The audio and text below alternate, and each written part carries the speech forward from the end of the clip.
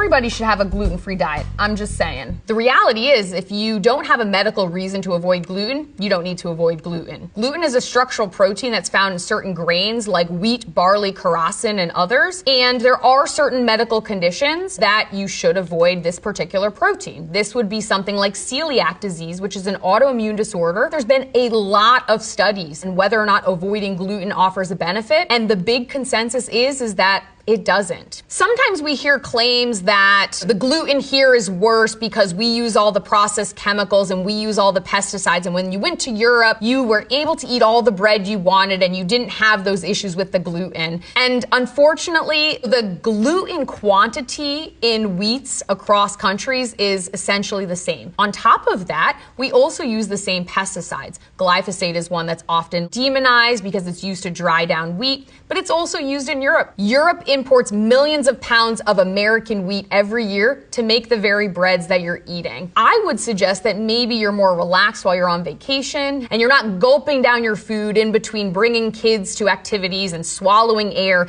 leading to the perceived feeling of bloat, which has nothing to do with the gluten, but everything to do with the rushing and the stress that you have with your day-to-day life.